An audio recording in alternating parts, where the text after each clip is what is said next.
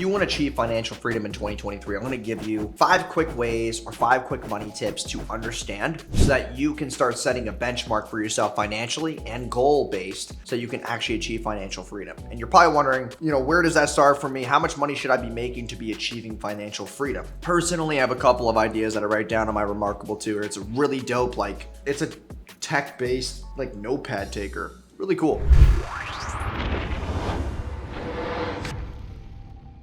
Basically, first things first is life doesn't start until you make $30,000 a month. If you're not making $30,000 a month, your life has not began. And everybody online is pushing you, make your first 10 grand a month. It's so exciting. To be honest, man, 10 grand a month after the government comes in, you're now at 6 grand a month. With expenses, your rent's gonna be $2K, your car is gonna be $500.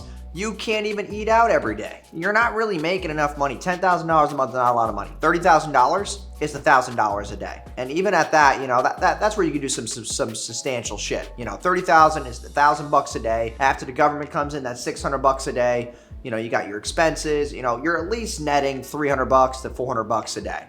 That's at least substantial enough for you to be excited about. That could really help out your family tremendously. And that's $360,000 a year.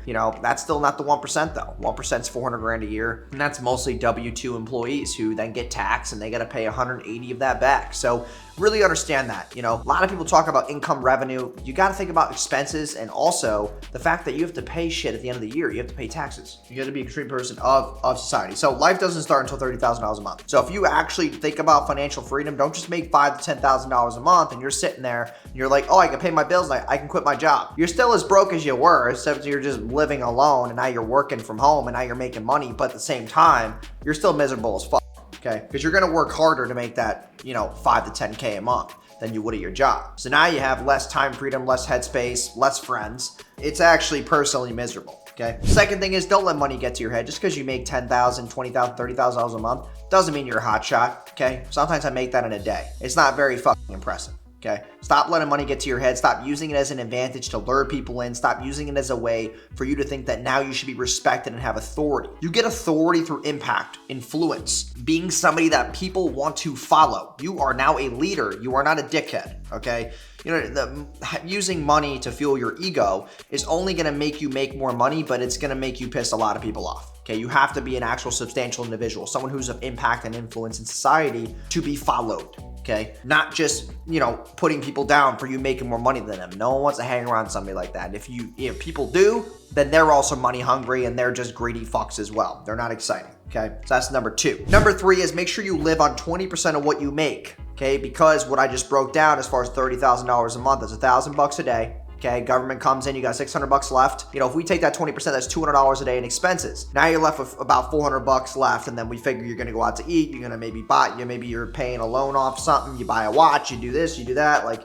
It does take a toll. Okay, just understand that too. So live on 20% of what you make. Do not live beyond your means. Don't start buying shit when you make 30 grand a month. Don't start buying a Maserati and all this other bullshit unless you're willing to pay it all in cash. Also, a big rule is that if you're not making that money for at least a year straight, you don't have consistency. Don't just start spending money as soon as you have your first $30,000 a month. You need to be able to sit there and say, hey, is my business consistent and predictable? Is this thing going to keep feeding me? Can I actually hold this down for more than 12 months? If you can't do so, then you don't have a business. You have a singular side hustle that can be easily stomped on by any economic change. Number 4 is invest 20% into anything that makes you the money. So if you're making $30,000 a month and you're running an agency, put 20% of that money back into your agency and keep fueling that income. Either it's gonna help you sustain it or it's gonna help you make more money and also have more of a bulletproof business. You don't wanna have your business be susceptible to economic changes and shit in the market.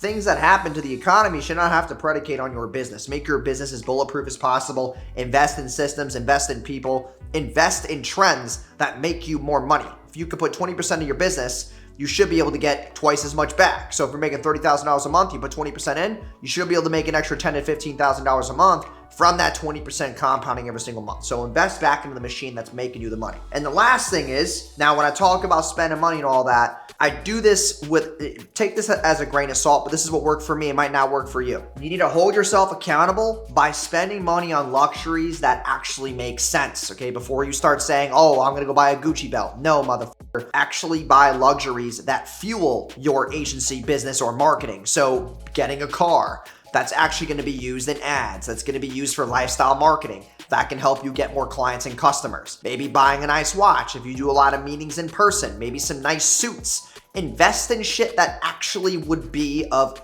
value. Don't just buy a fucking chain with your name on it because you want to go to the club on the weekend and look cool and spend $1,000 on a table. You look like a dumbass, okay? Start putting money into luxuries and things that make you of a more high status individual that people as your ideal avatar would obviously want to see. So those are the top 5 things that you should be doing right now or thinking about to become financially free and pushing yourself even harder and thinking about those accountability factors. So and make sure you guys like, comment, and subscribe on today's video, and I will see you guys in tomorrow's video. Peace.